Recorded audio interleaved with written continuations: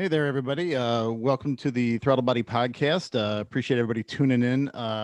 This week, we are going to be talking about the Audi R8. This is a car near and dear to my heart, obviously, as well as that of all of my guests.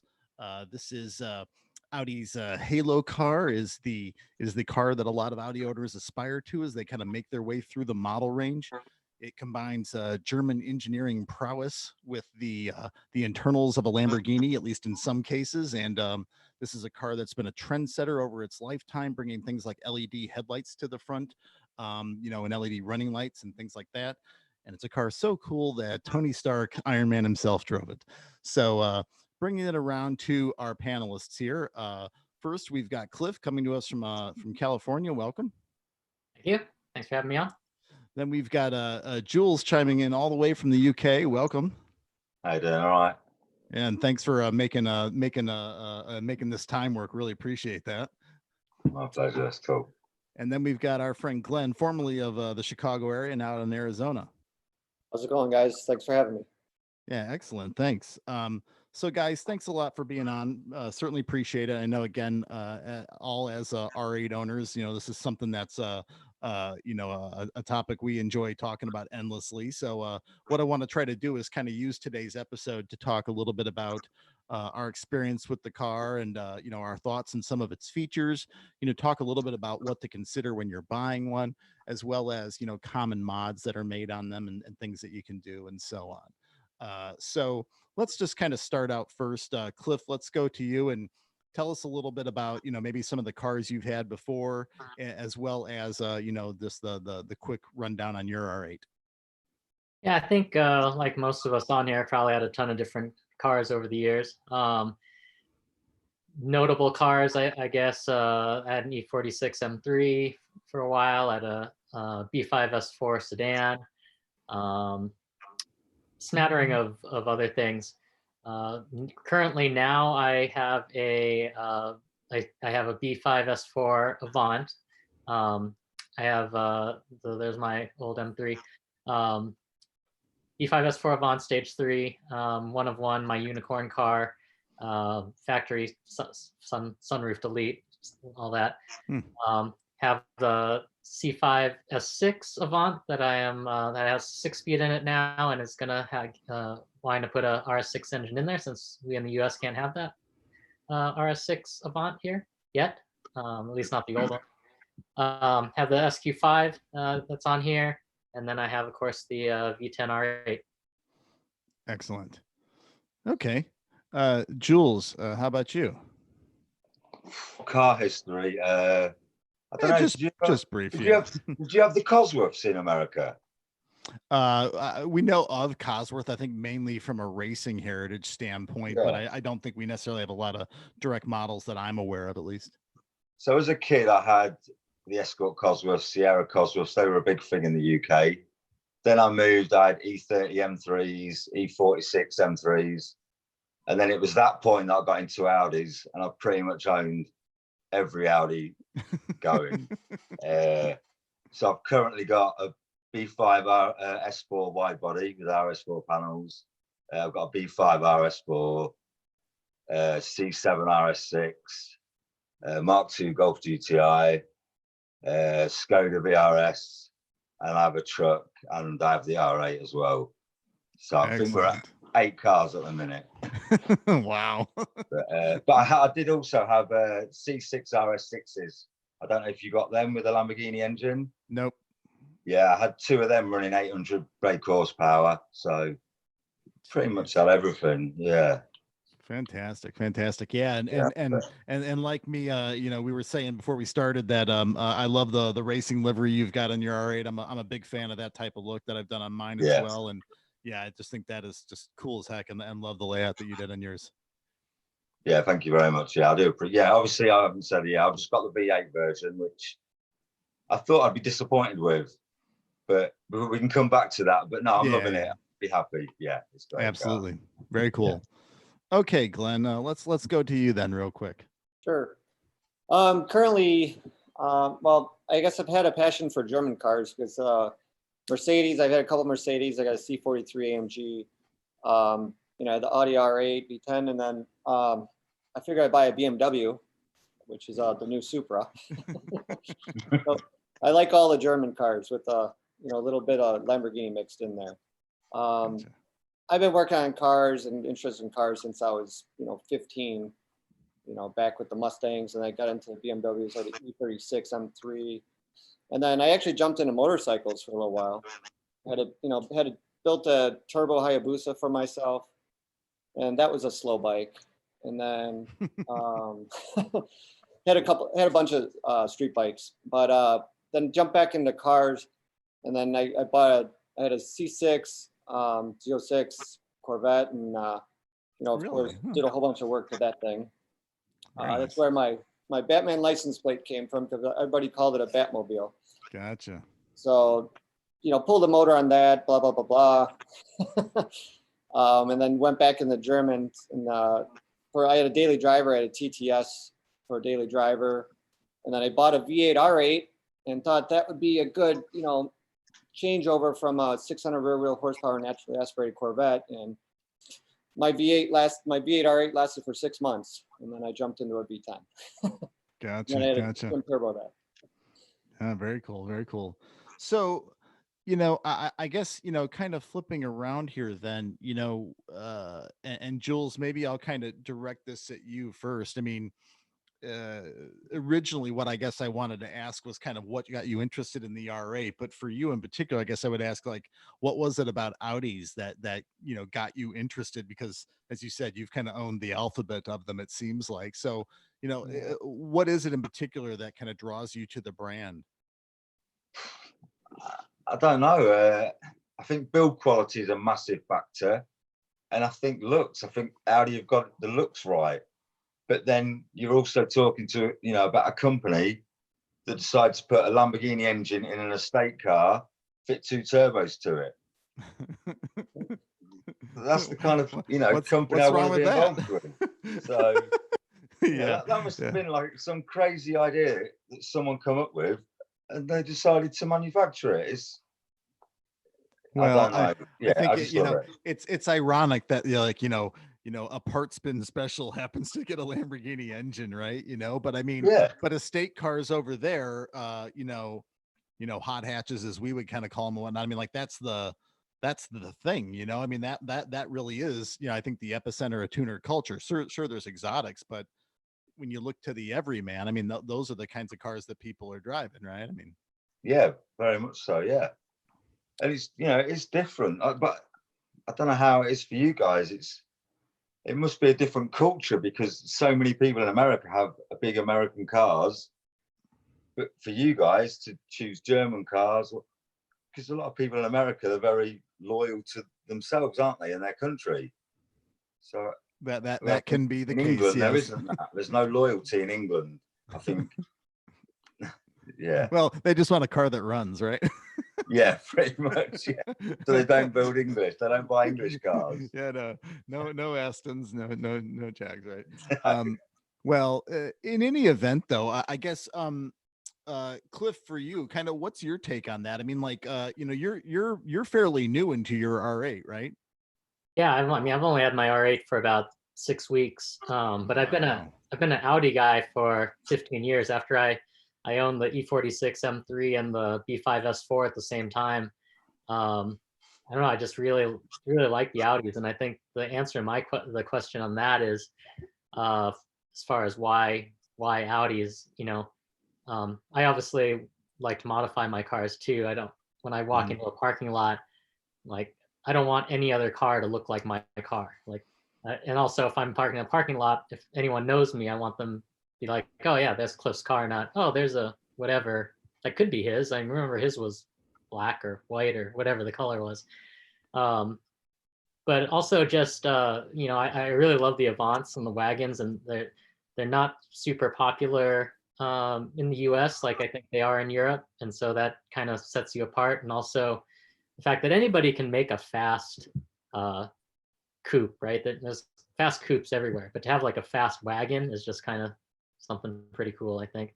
And then going down that line, you know, R8's kind of the, like you mentioned at the beginning, is kind of the culmination of all of going down the Audi line. So because I couldn't get an RS6, this was kind of the consolation. The poor guy. Yeah. Yeah. Well, okay. It makes sense. And I can kind of identify that, with that. I mean, for me, in the grand scheme of things, I'm fairly new to Audis, relatively speaking. I mean, I've been in the brand probably about 10 years, but I got a Q7 first, and I've had a whole series of those now moved on to an e-tron. I also have a Q5, but yeah, I guess it would be about 3.5 years ago, I got a V8 15 R8, and I had that for 2.5 years. And then end of last year, I decided to sell it and move up, and I just got a V10 Plus in January. That's now at B Road getting twin turboed. So I very briefly experienced the differential in the engine there, in the middle of January, on bald tires that I got it with. But then, now I just kind of said, hey, if I'm going to go, I want to go all the way and get it turboed and really kind of see what that's like. So it's getting close to done here. And Nick, do you have that picture of it you can throw up that B Road put up today? Yeah, they're just got the intercoolers in, and they're getting it plumbed. So yeah, it's really coming along and getting pretty close. So I'm getting pretty excited about it. And yeah, probably next week we'll be dynoing it, and then some other cosmetic things to still finish out in terms of powder coating and finishing some stuff up with the wing and whatnot. But I'm pretty excited about it. But yeah, directly preceding my R8s, I had a couple of A7s that I leased as well. And, again, that was just kind of as I kind of got up to the point economically where I could afford kind of a little bit nicer car and whatnot. And I loved it, but it obviously wasn't an RS7 from a performance standpoint, but I really loved the looks of it. And throughout all the cars, Jules, like to what you said, I think build quality is a huge thing. The dealership standing by, parts being relatively speaking affordable and plentifully available. These are all good things versus some of the other, particularly from an exotic standpoint versus some of the other exotic brands. Getting a McLaren worked on, depending on where you live, can be a real pain in the ass. Lamborghinis, Ferraris, things like this, they're awesome cars, but again, some of the maintenance can, potentially be, pretty steep. So that's kind of my take. Glenn, how about you? Yeah, so I kind of briefly mentioned it. I've always liked the German cars, and when I bought my TTS, I bought it for a daily driver, and I drove that car. Drove the wheels off that car, and it turned out to be a really unique compromise of between a sports car and like a daily driver. And I really start to like, I'm like, wow, this is pretty cool. It's like it's a baby R8. So when I started looking into it and, discovering that they share some parts actually too, I'm like, well, I had the Corvette at the time, and then I'm like, I got rid of the Corvette, and then I'm like, well, I need to replace the power. So I'm like, well, I want to get into exotics, and the R8s have the Lamborghini drivetrain. So I'm like, hey, this is a good in between, right? Not obviously not the V8 motor, but so I jumped into that V8 R8 from the, having the power of this Corvette, and I was just like, wow, it's a great car, great driver, but man, I'm used to speed and power. Yeah. So, but I love the car. It is a very classic. I remember when the first one came into the auto show in Chicago, back in 2007. It was like, I remember seeing that side blade, going, wow, that's unique. Yeah. Well, and that's an interesting thing that you bring up there, Glenn. I'm curious how people heard about the car, because I remember that, like so many guys, and I know you had a Stark plate on yours, Glenn, or maybe you still do, I don't know, but like I know so many guys are like, oh, I saw it in Iron Man and everything, but like I legitimately remember it just being into cars and whatnot. I mean, I remember stuff coming through in the press. I remember seeing it at the auto show and stuff, and just like you said, just being like, wow, and I'm just kind of curious, like, was there any does anybody kind of remember like how they came about, being aware of it? Well, for me, it was the auto show. Gotcha. Cliff, or any thoughts from you? Yeah, mine was definitely in either media or auto show or something. Just when Audi decided to branch into this, supercar type coupe market. And then I did see it on Iron Man, obviously, but that was That was kind of after the fact. Gotcha. And then any thoughts from you on that, Jules? Yeah, pretty much the same really. It was the media stuff, and then the adverts and stuff on TV that I always thought was really cool, but Yeah. I didn't think it would be a car that I would ever own. Well, No, yeah, no, I didn't have the appeal in the early days. I loved the design, I loved the look, but I thought, I'm not sure it's something I wanted, and that's kind of grown over the years. It's weird. I was never a fan, but now I love the looks and the dynamics, and yeah, so I think it's something that's just grown over years. Yeah, I'll tell you, I remember seeing it early on and just being like, wow, but also thinking like, yeah, there's no way I'm ever going to be into one of those. And then falling off my chair here. And then like, probably, I guess, I got my first one like 3 years ago. It was 3 years before that. So it was like 6 years ago. I can remember taking a walk with my boss in Toronto, going to dinner, and he was into cars, and we were talking about cars. And I remember it was like, I had an A7 at the time that was coming off a lease, and I was like, it was like, I really want an R8. He's like, yeah, you should do it. I was like, yeah, I should. And it took 3 years after that, from like planting the seed and having somebody else validate it, even however minorly, to being like, okay, what's the 3-year journey to like, convince my wife and like, get into position for it and everything, because I don't have a million cars and stuff. But yeah, no, I mean, but that's a dream come true when you get a car like that for the first time and it rolls off the truck or whatever, or my first case, I bought mine from a used exotic dealership. But yeah, it's surreal, isn't it, when you get a car like that for the first time and you're just like, is this even real? Yeah, at least it was for me, certainly. So one thing I wanted to throw in there too is I recently went out to California, went to the one auto museum, and they have a lot of movie cars, and one of them is the car that Will Smith drove in iRobot. Yeah. If you look at that and look at the R8, that movie came out in 2004. That has the lines of the R8, and a lot of the design is in that car, is in the R8. And it's a car that's at that point, well, that was one of the predecessor prototypes, I guess what you're saying, right? Yeah. It's really interesting though when you see it up in person. You're like, wow, this was this is the R8 basically. It's close, yeah. Kind of crazy. So let's talk about a real polarizing aspect of the first gen R8s, and disclaimer here to the audience that I did incidentally end up booking all first gen R8 owners, so my apologies there. We'll have some second gen guys on next time around, so no worries. But in regards to the first gen R8, in the early years, at least for the US, 2009 to 2012, you had the R-Tronic single clutch gear transmission, or the manual. And then starting from 2014 and 2015 here, you had the S-Tronic dual clutch. The R-Tronic gets a really bad rap around here. I mean, obviously manuals are great, and I know everybody's like, manual transmissions, but in terms of the R-Tronic versus the S-Tronic, the R-Tronic gets a real beating for being a little jerky in traffic and stuff like that. I'm curious for any of your guys' perspective on that. I mean, like Glenn, you've got an R-Tronic in yours, I believe, because yours is what, 2012, is it? 10. A 10, excuse me. So what's your take on that, like an R and an S? I mean, how much experience do you kind of have with one versus the other?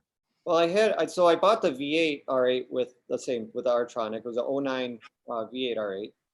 And to be honest, having a TTS, it wasn't S-Tronic, but it gave me a little bit of insight on how the transmissions work with Audi. The V8 one, obviously I drove it I put 10,000 miles on that car in one summer. It was pretty crazy. And I got to learn how to drive it a lot. And then I went from that into the V10.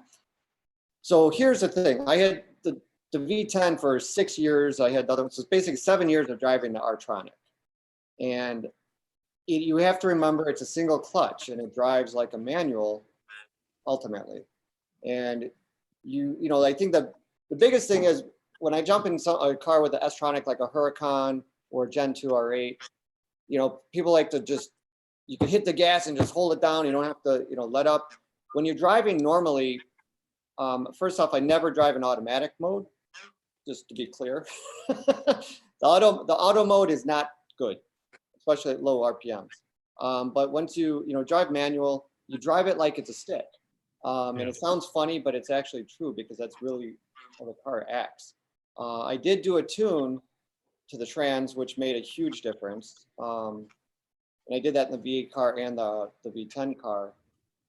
And in manual mode, honestly, and if you learn to lift a little bit, and I'm not saying you lift off your gas pedal completely, you just kind of feather your foot.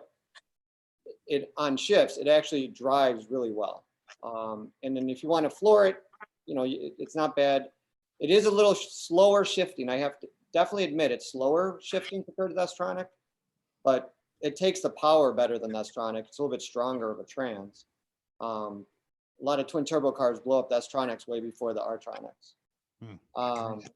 So I mean, ultimately, it takes some finesse to drive it. It's like driving a manual car almost.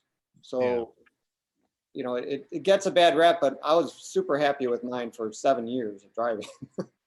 Yeah, and I think that's the whole key. I think it's like it does take a little bit of finesse, but I think it, again, it gets a little bit of a bad rap, and the reality of it is it's just a matter of the technique and the proper way to apply it, to utilize it, and I've heard the same thing with some of the like with the Gallardos and some of the maybe the earlier Ferraris, that again with those single clutch transmissions, again, slow shifting, a little rough, and yeah, I mean, I think especially with the Gallardo, it's a very similar kind of situation, right? That, you want to drive that car like a manual, even if it's an E-gear, and, really, get the finesse down.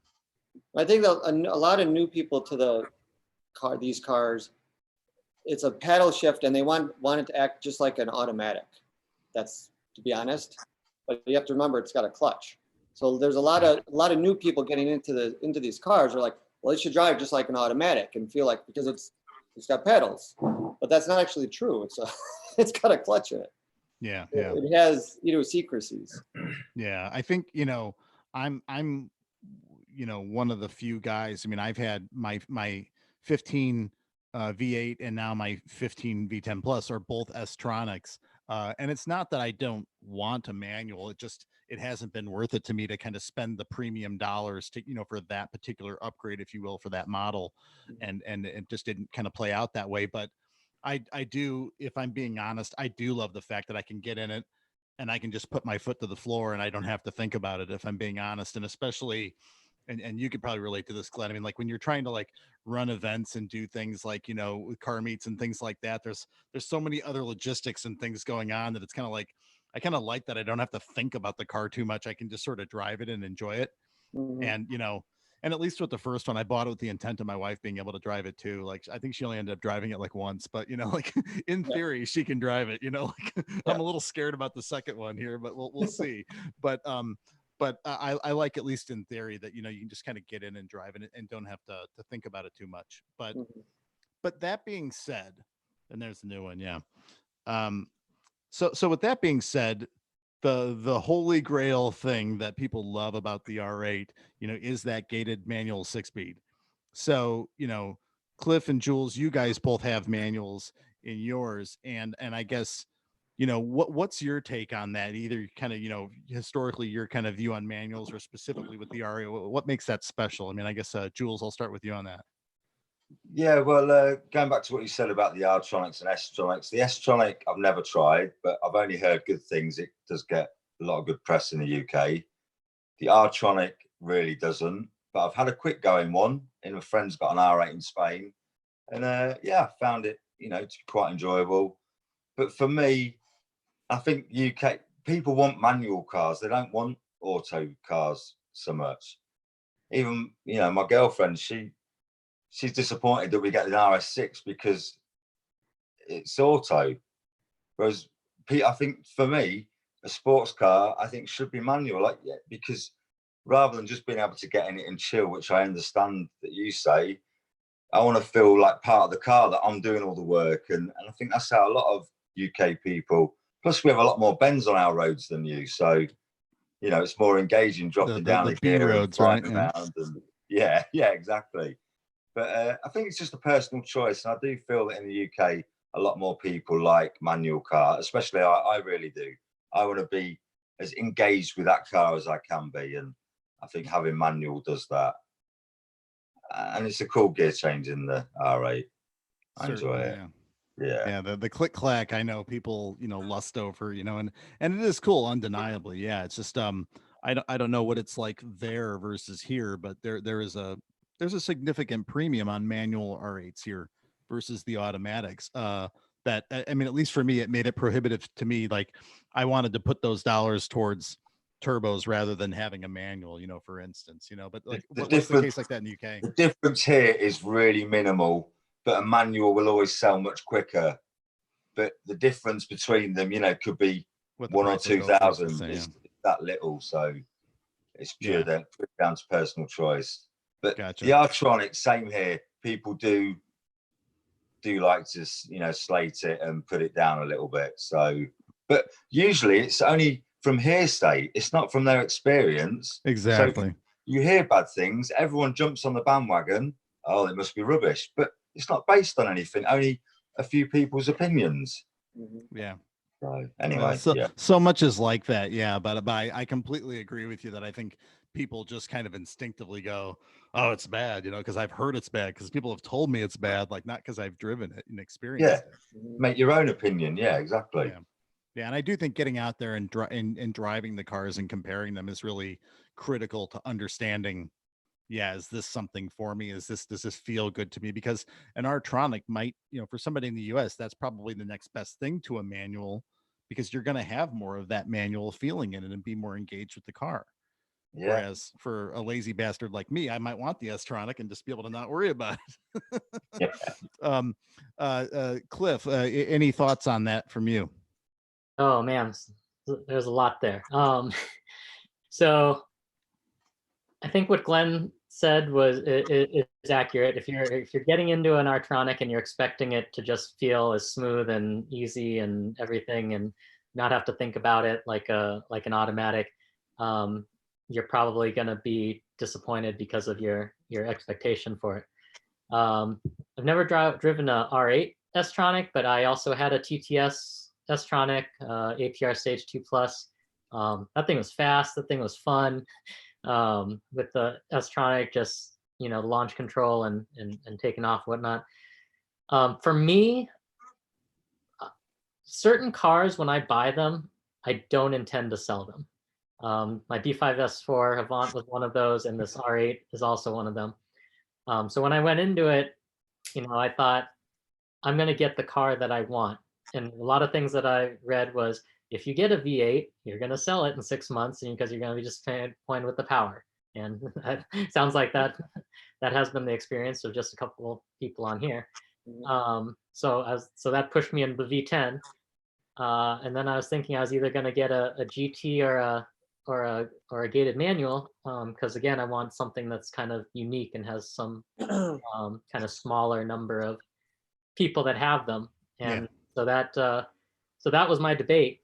In the end, I went with the manual. I love, like Jules was saying, the interaction with the vehicle and feeling like you're a little bit more of part of the experience. If I was building like a track car or something where I was, or even straight line acceleration, I just wanted to be fast. S-tronic would probably make sense. Like shifting, manual car, it's shown that in newer cars, manual transmission cars, even with a trained driver, are slower than a manual. But to me, I'm not trying to, beat that guy. Yeah, it's not about that. Yeah. So I just wanted for the enjoyment of the thing. I live in LA, but I live 4 miles from where I work, and I don't have to get on the freeway, and so I'm not. That's a good 4 miles, right? Yeah, so I don't have to. I'm not in traffic for like an hour, so having to shift for like 15 minutes of my drive isn't that big a deal. And on weekends, I'd rather have that interaction. So but you are right. You did mention the premium. Considering I just bought mine, I know exactly what that premium looks like. Really, manual V10s in the US. When I was looking 6 weeks ago, there were only about 10 available on Auto Trader, eBay, Cars, all the different sites.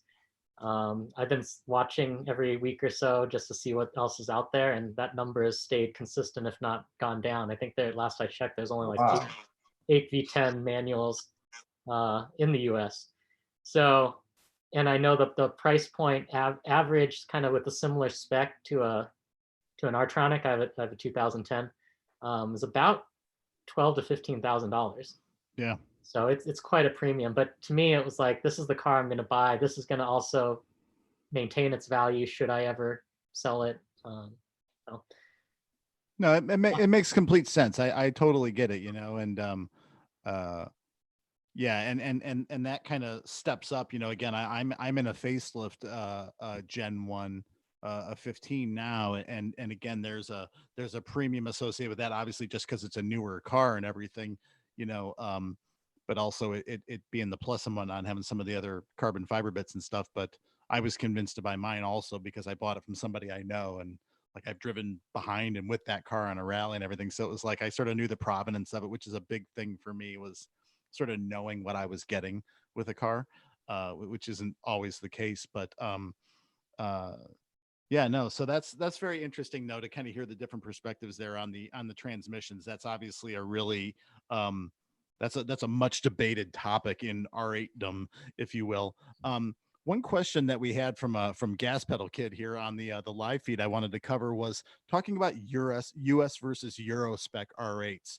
Now, off the top of my head, the main thing that comes to mind as far as the difference, I think maybe is with tail lights, and maybe with the rear center brake light in the rear diffuser. Glenn, I have a feeling, you have some experience with this, having kind of ported some of that stuff over to your car here in the US. Yeah, I mean, pretty much everything that was available. I mean, I put facelift taillights on mine. I put the F1 light in, which is that lower brake light. Yeah. I also got a complete interior from a 2015 LMX car with the wingback sports seats. So Nice. I did replaced the entire interior of my car. I put all the facelift headlights, taillights, put the twin turbo kit on. I mean, when you have a car for 6 years, you pretty much find everything that's available. Right. And try and I modify my car every time I can find something. So yeah. No, I know you had a whole truckload of stuff done to it there. I mean, yeah. Jules, are you aware of anything in particular that's differential, either something you would like from the US or something that they have in the UK or Europe that they don't have here? It's like Cliff will know, like with the B5, there's so many parts that the Americans want and the UK want the American parts. Yeah. So I'm always importing boot lids, and the front grille on my R8 is from America. But I think there's only really the side indicators is one thing. But I didn't realize you didn't get the rear center backlight. Nope. No. What the hell? The lower one. Yeah. Yeah. Oh yeah, I can't think of anything else though. Just like the sweeping turn signals on the Gen 1 cars. I've got V10 plus rear lights I've fitted on mine, and we've changed the loom for that. And then we've done a carbon diffuser and everything, obviously with the backlight fitted. Yeah. But yeah, some of the illumination patterns, the tracing lights and whatnot, some of that stuff's not legal in the US just because of regulations.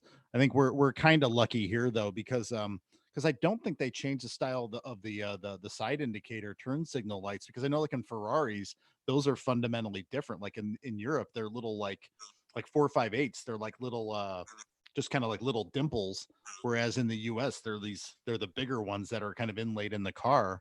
But I think with R8s they're just all the same.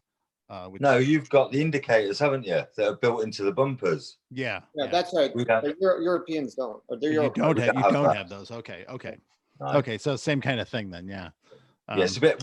We don't have them for weight saving. Ours are a little bit faster than yours, apparently.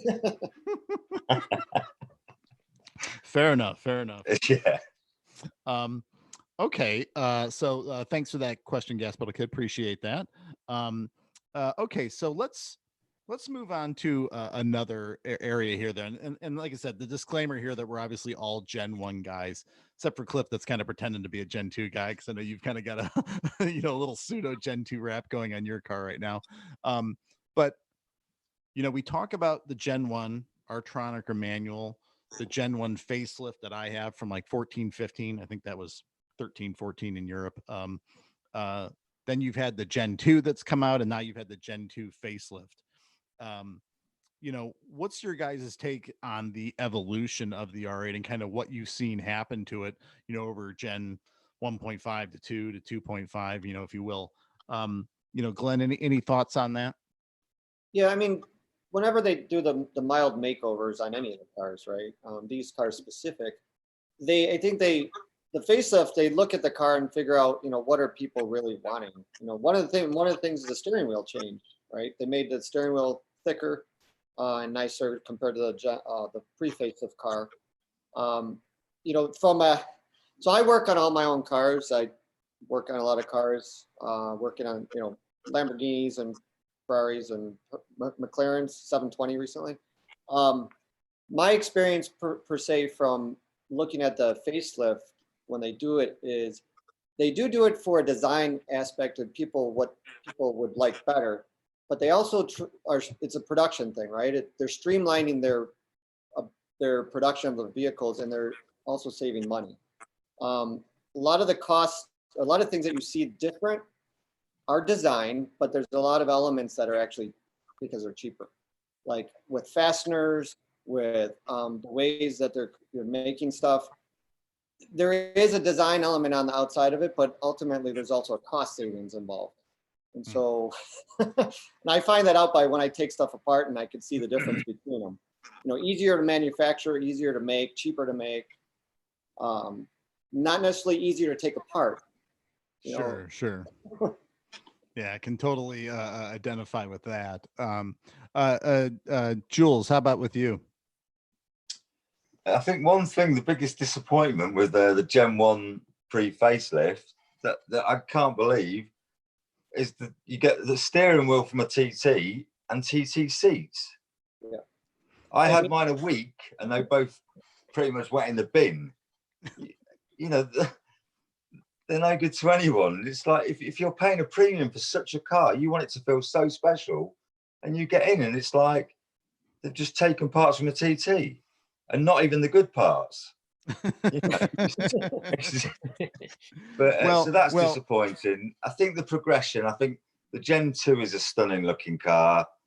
But I think I've brought my R8 for a little bit of a different reason to everyone else. And because it's not my main car, I'm happy with it being a V8. I'm happy with it being a Gen 1. You know, I don't really aspire to have a Gen 2. I want to just take that car and enjoy it for what it is. And, you know, because there's so much snobbery, isn't there, with the V8 and the V10 thing? Well, it's not snobbery as much as it's like having owned both now. I'll admit it. It got to me like all last year, like doing the show circuit and doing everything like, and everybody, oh, is it a V10? Oh, is it a V10? Oh, is it everybody. I get this. It's like the two questions are, is it a V10 and is it a manual? As soon as you get the V10, no one asks you anymore. Yeah. But the way I see it, I know it's slightly off topic, is, you know, everyone's the same. Jules, why don't you get a V10? And I initially got it, and before I brought the car, I had a turbo kit lined up, and I got ceramics, I got all these parts. But then I kind of thought, I've kind of accepted the car for what it is, that it's not a supercar. And if you race a Mach TT RS or a Golf R or these cars, you know, they're quick. You just put your foot down and go. So you kind of, if you're buying a V8, except it's not going to be the fastest car, but the dynamics are there. And if, you know, the R8 is probably my slowest car, but I still get in it and just love it for what it is. You know, it's not a super performance car. It's a supercar, but it's not super performance. Well, that is one of those touchy topics, I think, where I think there's truly a divide between how people perceive a V10 R8 and a V8 R8. I don't think people look at a V8 R8 and say it's a supercar, but I think a lot of people look at a V10 R8 and say it is a supercar. But again, the shell of the car is, you know, nearly identical, other than, you know, really minor. But I don't think a V10 R8 is that, you know, that's not very quick. You know, it depends what you're comparing it with. But to the layman, they look at an R8 and it is a supercar. But there is that the people that are into cars are like, No, the V8 isn't, and the V10. But next to each other in a there's not so much difference. Well, yeah, right. And remembering that a V10 R8 it's very similar to a Gallardo, and I don't think anybody would say a Gallardo isn't a supercar. I mean, maybe I'm wrong about that, but I tend to think of it like people look at Lamborghinis and say it's a supercar. Well, V10 R8 is basically a Gallardo. I mean, it's it's just like that. I know there's nuances and differences, and I know especially in Gen 2s, the Huracans and the Gen 2 R8s behave differently, but that power plant is the same, and there's a lot of similarities there. Yeah. I think a lot of those people that are asking that will ask an R8 owner, is that a V8 or a V10, are people that don't own an R8 or probably wouldn't be able to own one. Clearly. They probably haven't even driven one, so they're just going off of like, oh, that guy only bought a V8 or whatever. They're going off of what Jeremy Clarkson said or something. Yeah, right? Exactly. So but you are so right, Cliff. I think you got to be happy with what you're driving. It's been a long time now that I've been okay with not having the fastest car out there, because there's always going to be somebody with a faster car, and one of them could be somebody that built a Subaru and put a big turbo. Paid $70,000 to build this thing, but at the end of the day, it's he's got to be. They're happy with driving what they're driving, and I'm happy driving with what I'm driving. So. If you turbo your R8, then I'm saying it's a supercar for sure. Fair enough. Well, a couple of things you guys touched on that I wanted to mention, and something that Cliff, you and Jules both touched on, was the guy that bought my V8 R8. He actually has an S4, and he's tuned it and done a bunch of stuff to it. And he's actually, I think, kind of found now that he's bought it. For him personally, he's a little disappointed because it is not as fast as his S4. Yep. But it does, like you were saying, Jules, he does concede though, like it does feel different to drive that car, but he is also kind of having a crisis of conscience now about whether he wants to actually move up to a V10, albeit only after a couple of months. And he can determine that and decide kind of ultimately what he wants to do. The thing for me, when I look at the Gen 2, and not speaking as much about the Gen 2 facelift, though I don't think it's fundamentally different. I was very close to buying a Gen 2 from another guy that had been in Crown Rally. Both the car I ended up buying and the other one I was looking at, they were both guys I knew from Crown Rally. And it was a beautiful car. It was well appointed, had a lot of stuff I wanted with it. And going and checking out Gen 2s generally, both that one and others like it. The thing for me, and it's ironic what you said, Jules, kind of about some of the parts out of the Gen 1 being out of a TT and everything, which I had not experienced, so I didn't have that perspective on it. Yeah. But when I sit in a Gen 1 versus sitting in a Gen 2, the problem for me is I get in that Gen 2 and having owned some, like an A7 and some newer stuff, as well as having my e-tron and a newer Q7, there are elements of that interior that are in the Gen 2, which just like repulses me because I don't ever want to feel like I'm in my Q7 when I'm in my R8, and that's the part for me. It was like when I get in the first gen R8, warts and all, the infotainment system shit, like we all know those things, because the car, those components are 12, 15 years old now. But I get in that car and I feel like I'm in a hot sports car. I don't feel like I'm in whatever Audi. Yeah. And I don't know if anybody shares that view or if that's just me, but there's just a little part of me that feels like it's kind of like, it's really nice. Don't get me wrong, but it's like, I almost wanted a little bit more raw, Yeah, I totally get that. I like that. Yeah. Yeah. Oh, Go ahead, Cliff.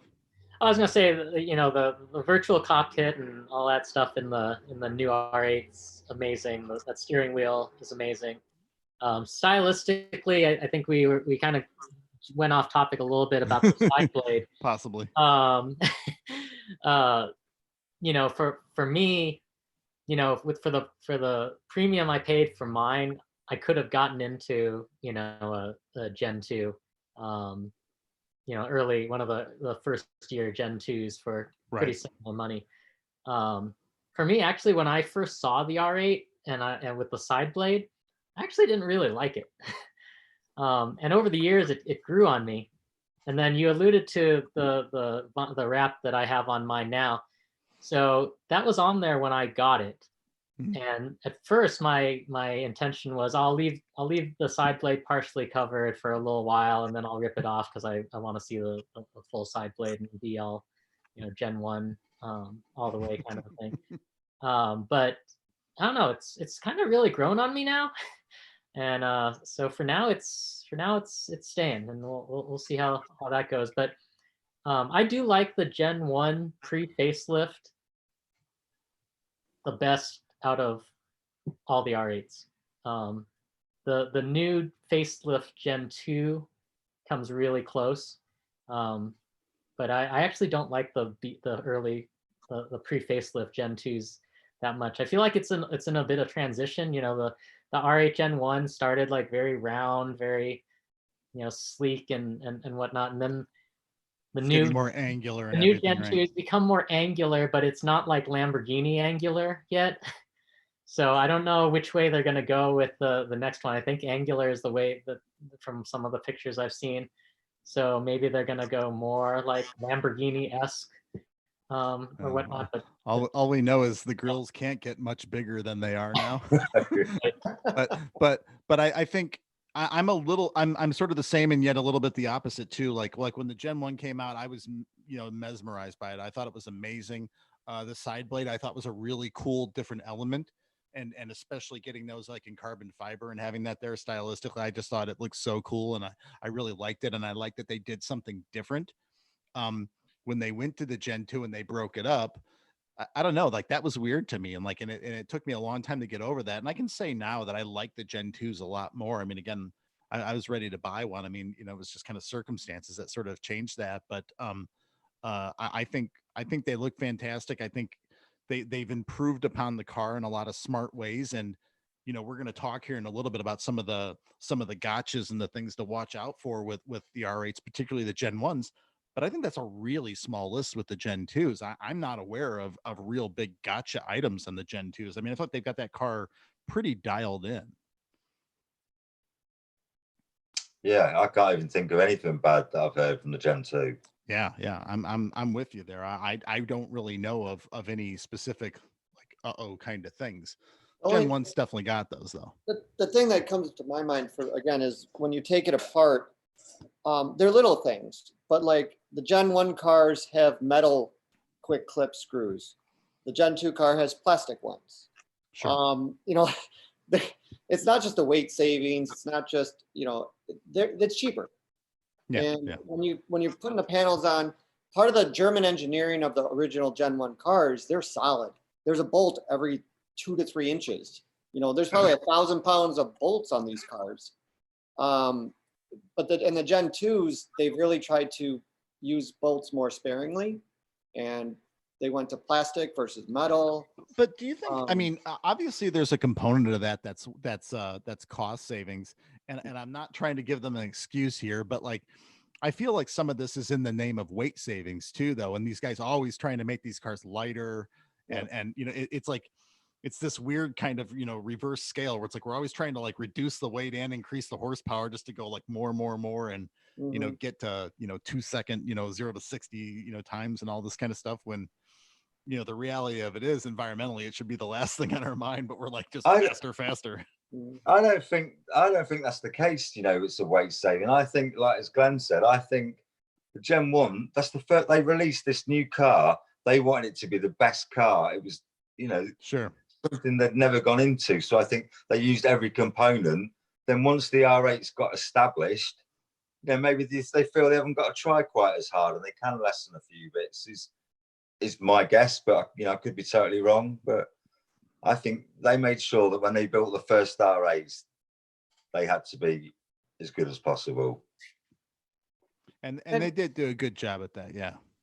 Cliff, you're manufacturing. Okay. As you manufacture things, it's design and cost savings, right? As you maximize the profits out of those, that version of that vehicle, you look for ways of saving money. So there's also design to it too, but a lot of it's about cost.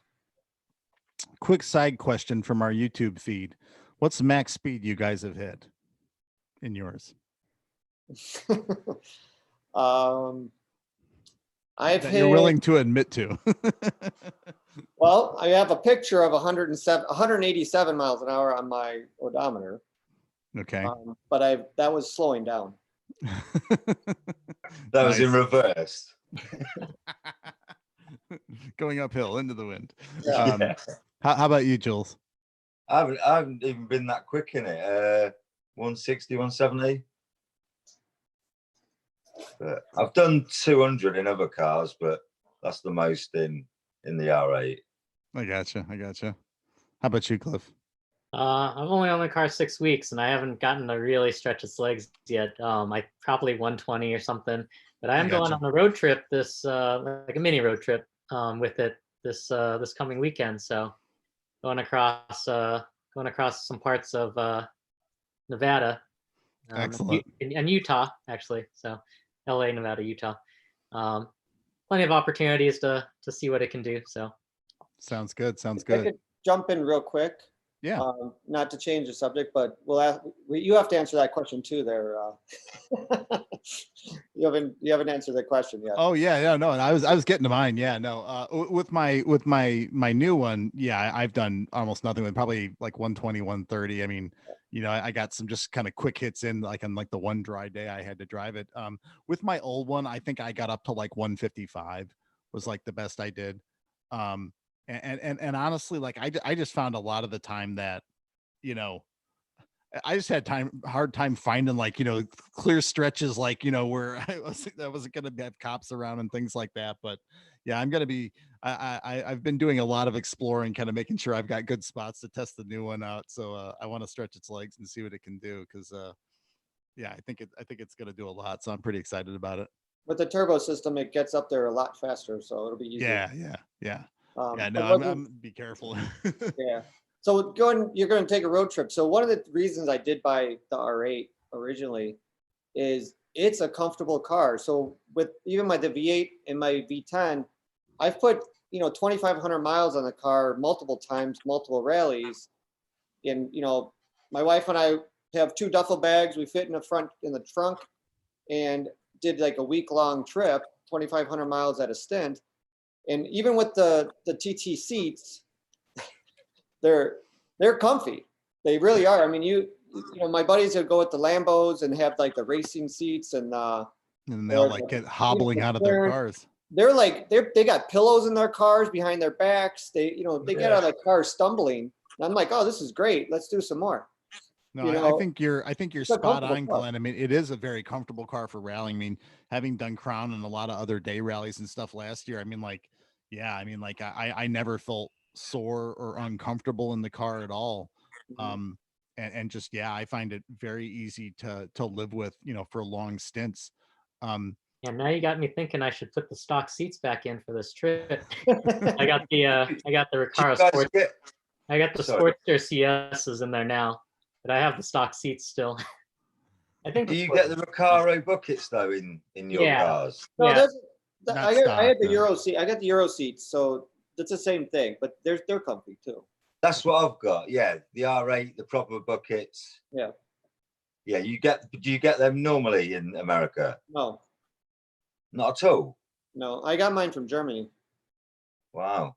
Yeah, maybe one car in 50 in England has them. So I fitted them to mine.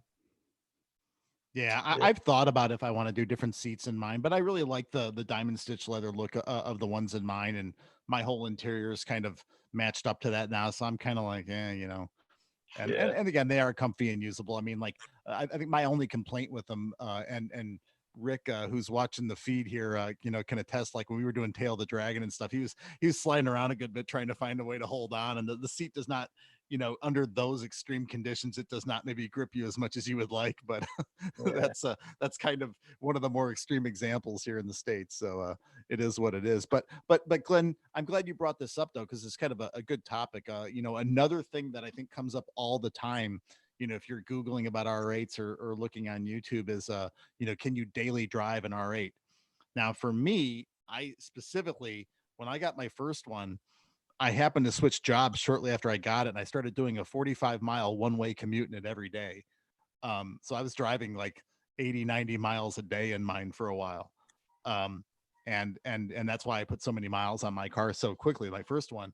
But I'll tell you, like, it was comfortable. It was awesome to commute in. I mean, for one person, I'll qualify to say that, but I throw my briefcase in my seat, have my coffee, and off I go. And I was comfortable. And again, a big part of me, having the S-tronic there again was I knew I was going to be in traffic and stuff like that. So I didn't want to break my foot, dealing with the clutch, and I didn't want to deal with the R-tronic being jerky in traffic.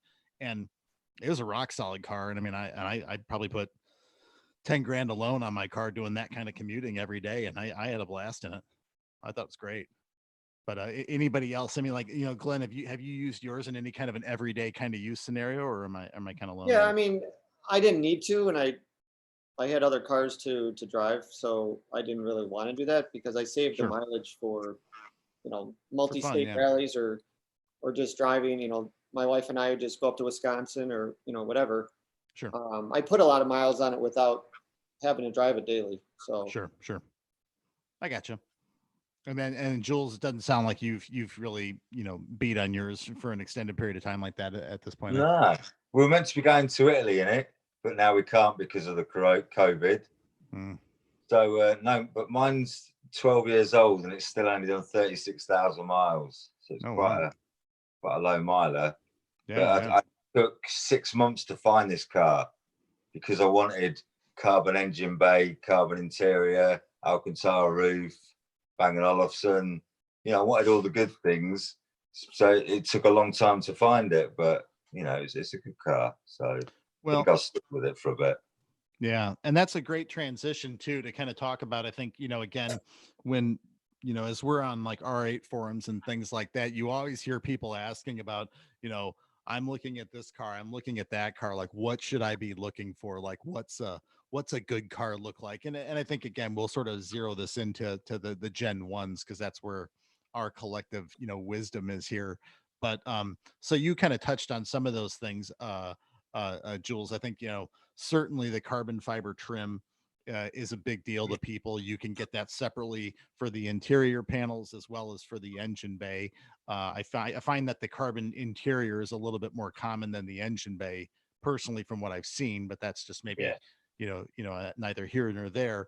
But what other upgrades do you guys think are of particular importance? Like, Cliff, what went into your decision? Obviously, being a recent buyer. Yeah, so when I was looking, I'm an engineer, so and so I had a spreadsheet of all the available cars out there. I figured out what I had to have on the car versus what I could add later, and looking at how much things cost to add later if I were to add it later. Like carbon engine bay, I wanted that. Not all cars have it. I'm like, well, how much is that worth? And it's a lot if you were to add it after the fact. So I'm like, all right, I have to have this on the car when I buy it. So yeah, I mean, I had all those. I had all my wish list on there, and that's essentially what I got what I wanted when I found mine. I think were we originally talking about? What was the original question? Sorry. No, it was just about like mods, sorry, not mods, but important features. I think to look, things to look for when you're buying.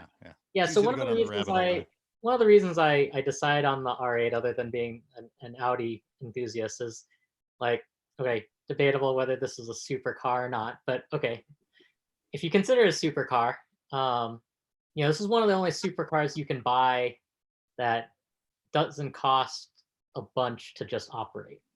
You could get a McLaren MP4, a Gallardo. There's a bunch of you could buy for similar money, right? Yep. But oil changes are exorbitantly expensive. Any maintenance is ridiculously expensive. Just any service is expensive because the labor rates are just so high on them. Yep. But this is a car you could literally daily drive, which was my intention, to daily drive it. Again, I don't have a long commute, but for me, like, the enjoyment and the smile on my face every time I walk to and walk away from that car, and if I do it every day, a couple times a day, like that's what I was looking for when I got mine. But as far as things to look for, you said them: the mag ride, the air conditioning issue, and Well, we'll get into the issues in a second, okay, we're but not yeah, talking- no worries, no worries. So one of the big you things know, I was looking for yeah. when I bought mine was a warranty. Like, did it have any amount of warranty left over? Because whenever you buy a used car, whether it be this kind of car or any car, really, like you don't really, unless you know the person you're buying it from, you really don't know the history of it, what underlying issues there might be. So I didn't want to buy a car and then realize, oh, the engine needs to get pulled out if I want the air conditioner to work, and pay a bunch of money out of pocket for that. Yeah. So mine had about a year left on the Audi Platinum warranty that someone else had purchased. So that was perfect for me. In a year, if anything major is going to go wrong, and then I can always extend that warranty later. Gotcha. Jules, you mentioned the B&O stereo upgrade, which I also have, and again, I'm a big music fan, and I hear all these purist guys that say like, oh, I don't listen to the radio when I drive my car because I want to hear the engine, But like, I jam music all the time when I drive, like, Right. like I don't know, like that's just how I am. But while the bass response is not the best in the upgraded B&O system, it's still, from what I understand, it's still better than the Bose system. Does anybody not have that? I mean, has anybody kind of experienced the differential there to really say, hey, is that upgrade worth it ultimately? No. Has it? I took my head unit out. Oh, wow. Okay. Oh, that's right. You replaced it listen and put to like the an engine. aftermarket one in? Yeah. Yeah, exactly. No, I put a Pioneer head unit in mine years ago.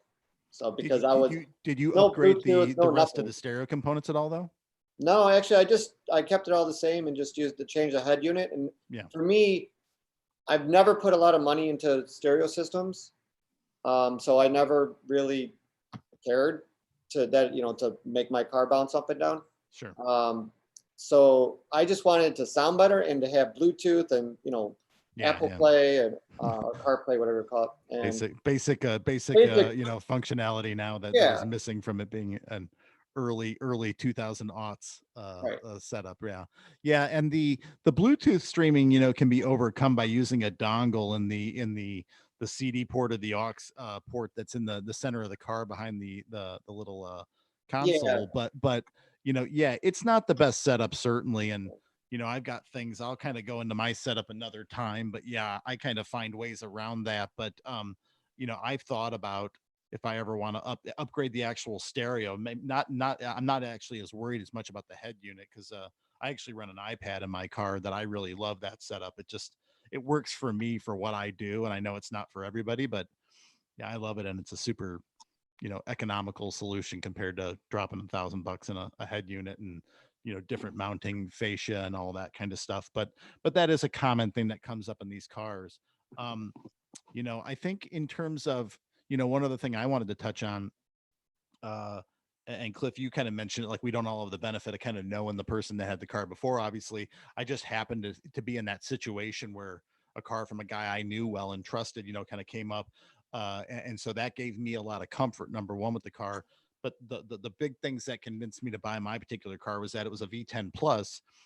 Now, like right at the beginning there, when I was kind of deciding kind of what to do, I liked it for the fact that, it's tuned a little differently. It has obviously a little bit more power, which is cool.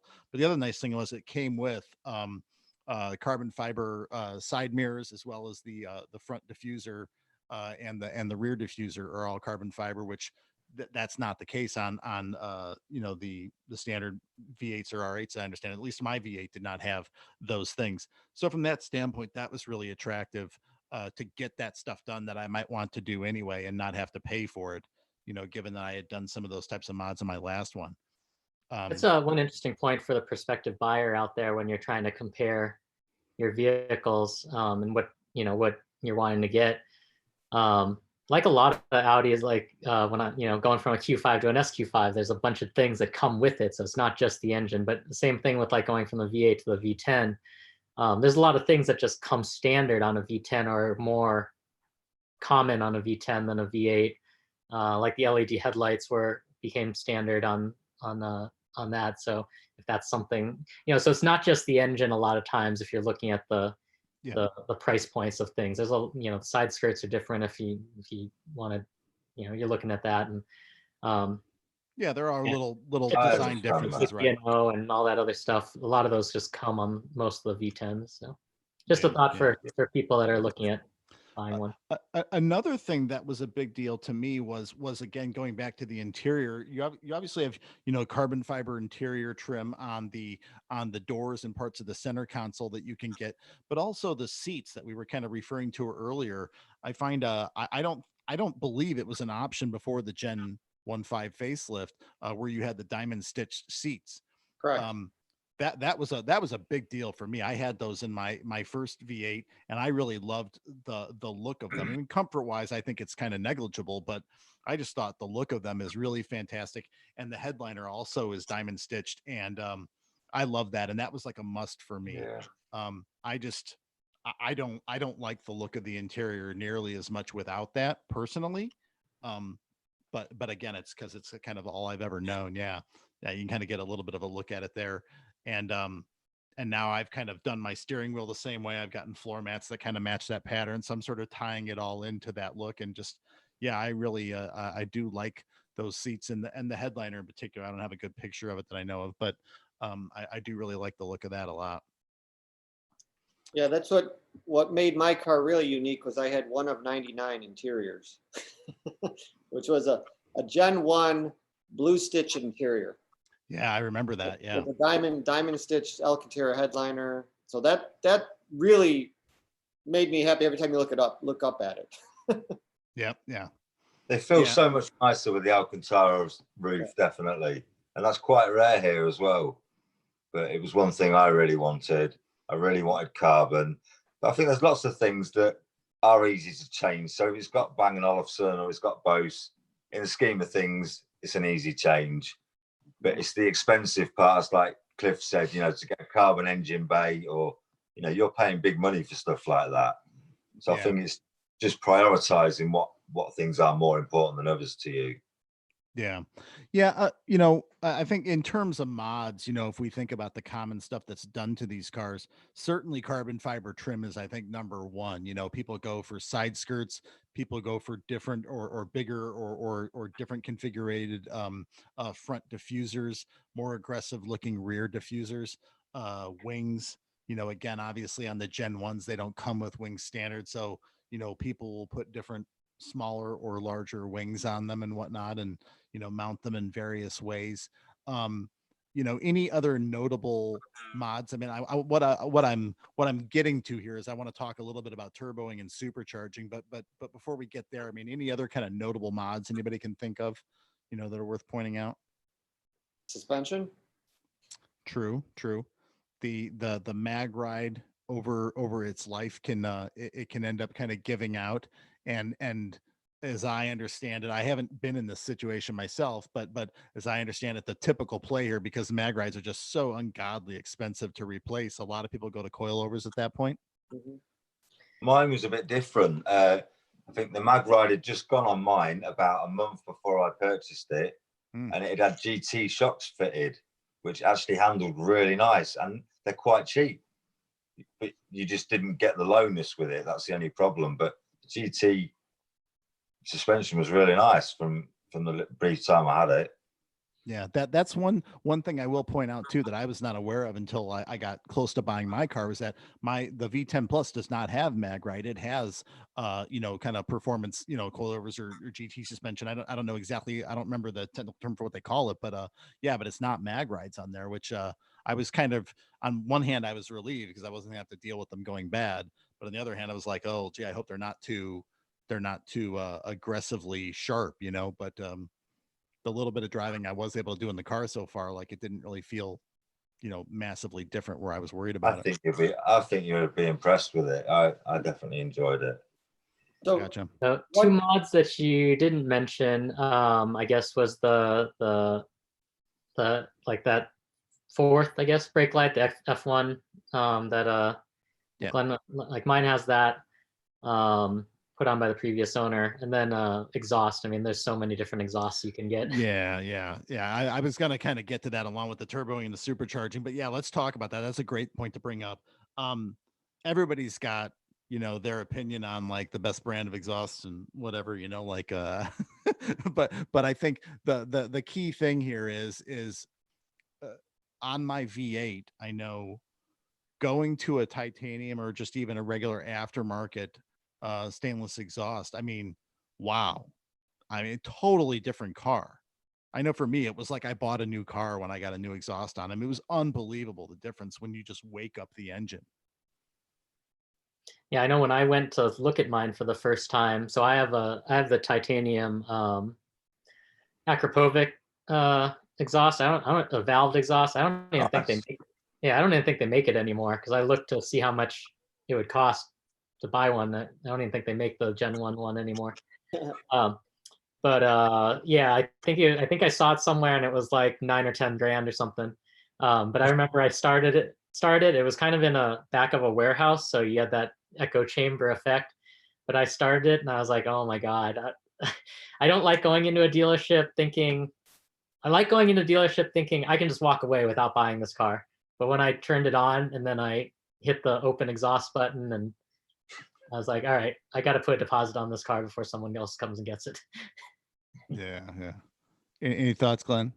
Yeah, I mean, I started off with the V8 car. I started modifying it, started doing everything, and I'm like, I'm like, put the exhaust tune, did all this stuff to it. I'm like, okay, it's nice, it sounds good, but and I actually looked into doing turbo for it, and I'm like, you know what, putting the turbos at that point in time, this is 6 years, over 6 years ago. Doing a turbo system on the car at that point was going to be really significant cost. And then and again, by today's standards, this is a different conversation. But back then, doing a V8 turbo system that was streetable, that was reliable, it was like I buy the V10 because out of the box with a tune and exhaust on a V10 is almost as fast as a turbo V8. Yeah. So I'm like, okay, that's what helped me determine to get rid of the V8 and get a V10 car and then put the turbo system on it. Sure, sure. But No, I that did go makes with the exhaust first. Yeah. But isn't that just like a total game changer? Yeah. And you Yeah, I also mean, lose like 60 pounds. So yeah, yeah. And that's another notable thing. I know with the B-Rogue titanium exhaust that I've got, I mean, that's a 1 or 2 finger job to lift that versus the old one. When you pull it out of there, man, like you could do curls with that thing. It's got Yep. some weight to it. It's pretty significant. But so you brought up turbos then, and obviously I'm going TT. You've done TT before, but one of the guys watching here on YouTube, mentioned what's the benefit here of turbo versus versus supercharging. So here, Now, what's go up? ahead. No, go ahead. I didn't mean to cut you off. Not a problem. So my perspective is, and growing up modifying cars and motorcycles, they both have, and people that love turbochargers are gonna give you one opinion. People that love superchargers are gonna give you another opinion. For me, I like longevity of the motor, and if both of them are tuned properly, and you're not gonna blow up the motor from the power, from my opinion, the turbo system is, it's nicer to the drivetrain than a supercharger. Meaning, with a supercharger, you're directly connected to the crankshaft, and you're putting a lot more wear on the bearings in the motor than you are in a turbo system. That's what I've heard as well. Same thing. Yeah, I mean, again, too, I think there's more power opportunity with a turbo system versus a supercharger. Supercharger may be a little bit better on a track, to be honest, not drag strip, but a road race track. Sure.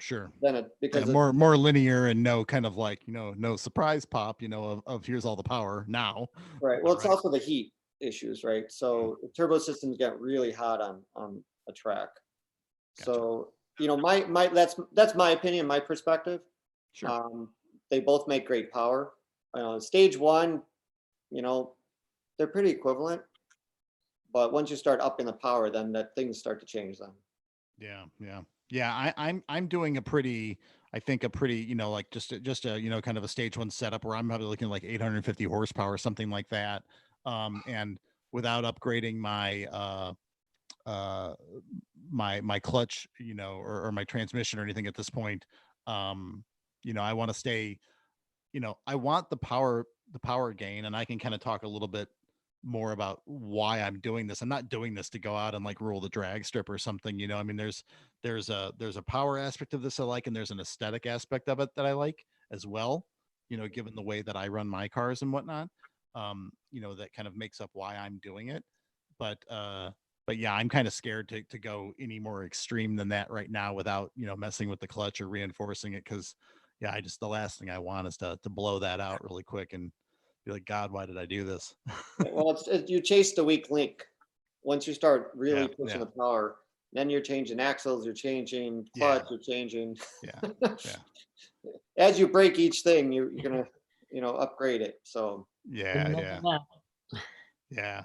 Well, one thing is for sure, I've got the cooling problem solved. yeah. You don't run a bumper, so Yeah. Okay. So we've kind of talked about mods, we've talked about, some of the things that can go wrong with the car. I mean, probably the only thing we haven't significantly touched on, I think, is the air conditioning, and the fact that it used to be that when the AC died, oh God, here comes the pain, because you're gonna have to take out the engine to get that fixed and whatnot. Now, I unfortunately, I've now got a lot more experience on this than I want to, because as I was getting ready to sell my old car, my AC died. And actually, the car I have now, the AC died on it before that guy sold it to me. In both cases, though, with both a V8 and a V10, that was able to be repaired, by the book correctly and without taking the engine out. They have, they are able to do that now, fortunately, and it does, reduce the cost and the impact of it. Main difference being my new car has a warranty, so that guy, he paid only a little bit, and I didn't have a warranty, and I had to pay more, which was a bummer. But that's how the ball bounces sometimes. But that's a huge thing that comes out, and I definitely recommend anybody looking to buy an R8 certainly have both the mag rides looked at and have the AC looked at to ensure that those are solid ahead of a purchase. To kind of start to round things out here, then, being an e-tron owner as well now, I'm a little more familiar with the electronic range of Audis now, and obviously the e-tron GT is something that they've touted, as kind of sort of the future of the brand, or maybe kind of maybe where the R8 is going, or where the brand is going. And I guess I'm kind of curious for your guys, either experience with electric cars, or specifically your thoughts on that, and like with something like an R8 going electronic, and like what's your thoughts on that? And Cliff, maybe I'll start with you.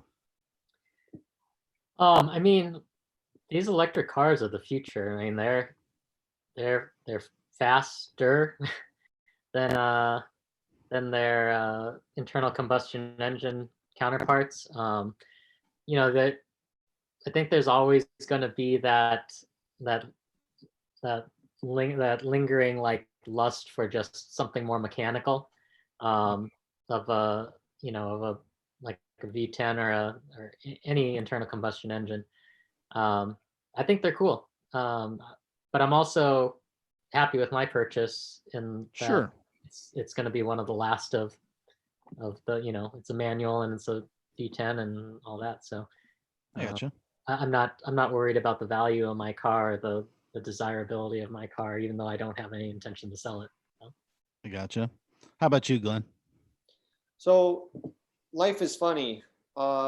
It's kind of like it's gone full circle. So I started off loving cars and stuff when I was a kid and playing with RC cars. Yeah. Taking them apart and building them and making them faster. And now, Tesla's basically a big RC car.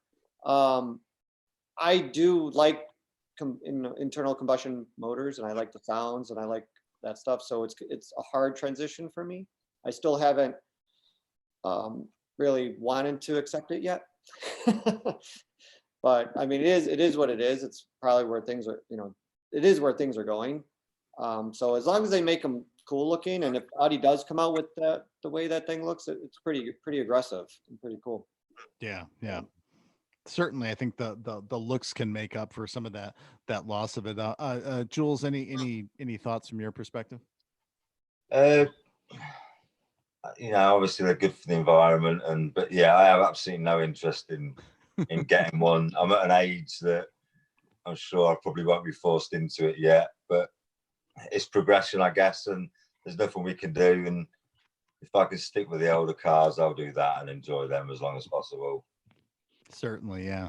Yeah, and I think my perspective here, kind of straddling the line here between having an e-tron and having an R8, you know, I mean, the like with Teslas, I think the torque is the thing that is, you know, cool, and I think it's the thing that Tesla guys really like are all like, oh, you know, like just that off the line blast, and really, you know, you see like with the Taycan now and stuff, like just the immediacy of the power delivery is, I think, kind of that new intoxication that for us guys that are used to cars the way they were, it's the noise and it's the drama Yeah. of cars. And when we think of supercars, you know, when you think of a V10, you think of that, you know, that screaming engine, right? And you do lose that. You know, the sound effects the e-tron makes, they are not the same.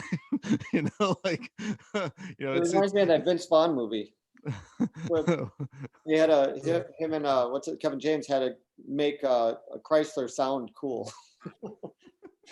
Yeah, it's not the same, but I think, you know, like you guys said, I mean, I think it's where things are going. It's just a matter of there you go.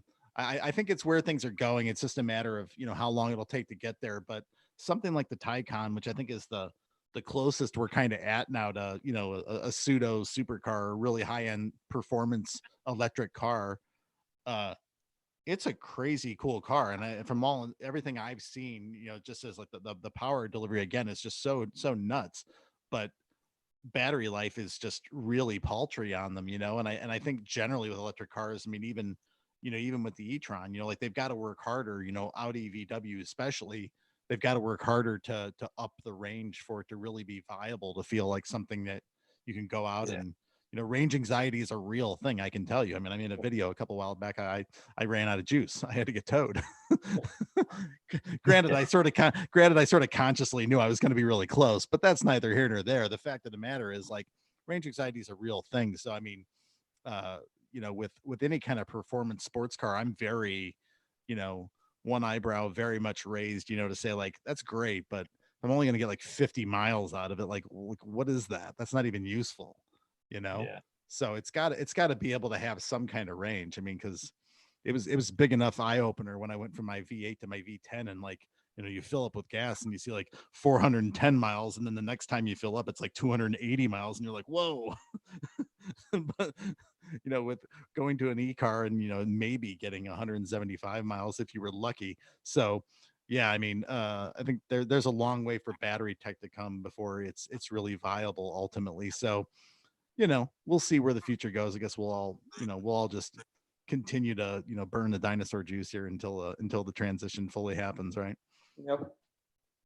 But in any event, hey, look, I want to wrap up here. I want to thank you guys sincerely for participating in this. Thanks so much.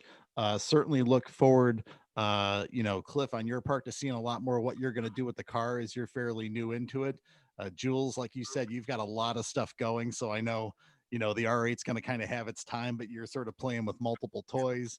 And Glenn, you know, I wanted to give you, you know, a special shout out. I know you said you were, you know, in the early stages here trying to start a shop up. So if you want to talk about that for a second, feel free. Yeah, no, I basically decided to start a shop called, and we're calling it Launch Auto Sports. And I've got two partners, Greg and John, that are working with me. And it's going to be a slightly different, it's not going to be your typical service shop. So it's going to be a bit of a blend, customizing high-end cars, exotics. And we'll definitely be giving out more information about it as we go. But ultimately, we'll be customizing, you know, R8s, Lamborghinis, McLarens, you know, doing some minor service work, but mostly customizing cars. Gotcha. And that's in the, are you in the Scottsdale area? Am I remembering? Yeah, we'll actually be right in the heart of Scottsdale. Fantastic. Okay. Well, anybody out that way, obviously be sure to look them up or look Glenn up. And, again, when we you know, post this on YouTube, we'll make sure to put links to everybody's Instagrams where you can get a hold of these guys and check out their awesome cars. So guys, again, thank you very much. I appreciate you taking the time, and to everybody watching, thank you very much. And everybody have a good night. Take care. Thanks, guys. Okay. Take care.